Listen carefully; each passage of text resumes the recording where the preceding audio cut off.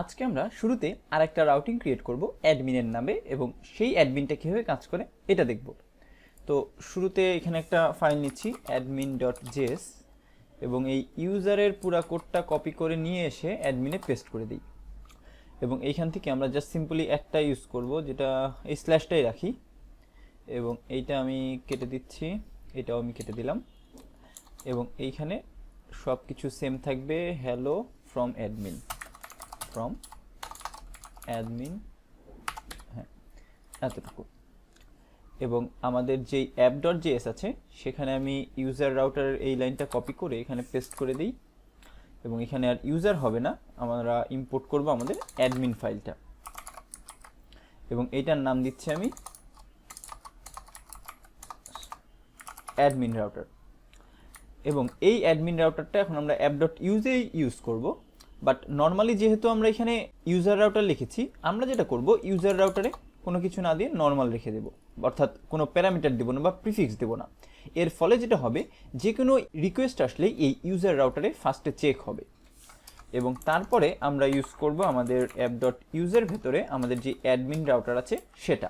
এখন অ্যাডমিন রাউটারে আপনারা একটু খেয়াল করলে দেখবেন যে আমাদের যেই গেট মেথডটা আছে এক্স্যাক্টটাই আছে আমাদের কিন্তু ইউজারে। তো এখন আমরা যদি এটাকে প্রিফিক্স দিয়ে ডিফারেন্সিয়েট করে দিই তাহলেই আসলে এটা কাজ করবে, তাছাড়া কিন্তু কাজ করবে না। এখানে আমরা দিব /admin। এর ফলে যেটা হবে, এই অ্যাডমিন প্রিফিক্স হিসেবে যখন ইউজ হবে তখনই শুধুমাত্র এই অ্যাডমিন রাউটারটা রেন্ডার হবে। তো চলে যাই আমাদের ব্রাউজারে, এখানে এপিআই তো এখন নাই, আমরা শুধুমাত্র স্ল্যাশ দিই, দেখেন আমাদের হ্যালো আসছে। বাট এইখানে যদি আমি লিখি /admin তাহলে হ্যালো ফ্রম অ্যাডমিন, অর্থাৎ এখানে আমার দুইটা ব্রাউজার ওপেন হয়ে গেছে। তো এইখানে আশা করি আপনারা বুঝতে পেরেছেন যে কীভাবে এই ফিল্টারিংটা হচ্ছে। এবং দেখেন এইখানে যে স্ল্যাশ মিলে যাচ্ছে তারপরেও কিন্তু ইউজার রাউটারে যাচ্ছে না। এর কারণ কি?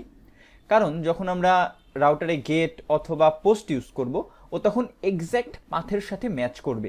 যখন এক্স্যাক্ট ইউআরএল পাথটা ম্যাচ করবে শুধুমাত্র তখনই ও আসলে এক্সিকিউট করবে। তার জন্য আগের যেই সমস্যাটা হচ্ছিল যে আমাদের একটা অর্ডার মেনটেন করে লেখা লাগছিল, সেটা আর এখানে লাগছে না। তো আশা করি বুঝতে পেরেছেন যে কীভাবে মাল্টিপল রাউটিং ফাইল ইউজ করব। তো এখন আমরা আরেকটা জিনিস দেখব, সেটা হচ্ছে আমরা এটার প্রবলেমটাকে দেখি যে কোনটা সলভ করব। এখন দেখেন অ্যাডমিনের পরে যদি আমি র্যান্ডম কিছু লিখে এন্টার দিই, এখানে আসে যে ক্যান নট গেট এইটা। আবার যদি নর্মাল ইউজারের যে রাউটিং আছে সেখানে যায় 3000-এ যায় র্যান্ডম কিছু লিখি, এটাও দিচ্ছে ক্যান নট গেট এই রাউটিং। তো আমরা কিন্তু এরকম কখনোই কোনো ওয়েবসাইটে দেখি না, তাই না? আমরা এরকম র্যান্ডম কোনো ইউআরএল লিখলে লেখা দেখি 404 পেজ নট ফাউন্ড। এইটা যদি আমরা কোডে অ্যাড করতে চাই তাহলে কি করব? এটা খুব সিম্পল, app.use লিখব, এখানে যে কোনো রাউটিংয়ের জন্য তখন কিন্তু এটা ইউজ হবে এবং সেইখানে আমরা কোনো পাথ বলে দেব না, সিম্পলি রিকোয়েস্ট, রেসপন্স এবং নেক্সটটা রিসিভ করব। এবং এইখানে আমরা কি করব, response.send। এরপরে আমরা চাইলে আমরা h1 ট্যাগ পাঠিয়ে দিই, একটা h1 ট্যাগ ক্লোজিংয়ের ভেতরে আমি লিখে দিলাম 404 পেজ নট ফাউন্ড, এইটা। এখন দেখি তো কি হয়। এই ইউআরএলেই আবার আমি এন্টার প্রেস করছি, দেখেন 404 পেজ নট ফাউন্ড। এবং আমি যদি এটা অ্যাডমিনেও দেখি যে অ্যাডমিন স্ল্যাশ দিয়ে র্যান্ডম কোনো ইউআরএল পেজ নট ফাউন্ড, অর্থাৎ এই দুইটা রাউটারে যখন ম্যাচ করবে না তখনও এই app.use আসলে ইউজ করবে এবং এইখান থেকে সিম্পলি res.sendটা পাঠিয়ে দিচ্ছি। বাট যখন আমরা 404 দিচ্ছি তখন কিন্তু আমাদের যেই স্ট্যাটাস আছে, রেসপন্সের স্ট্যাটাস, সেটা কিন্তু একটা 404 স্ট্যাটাস হবে।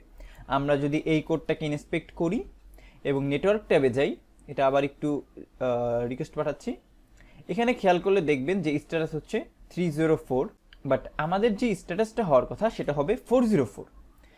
তো এটা আমরা কীভাবে সেট করব, যেটা আমরা আগেও একবার মেনশন করেছিলাম বাট কাজ করে দেখিনি, সেটা হচ্ছে এখানে আমরা একটা স্ট্যাটাস কোড এইভাবে সেন্ড করে দিতে পারি এবং এখানে আমাদের স্ট্যাটাস কোড হবে 404।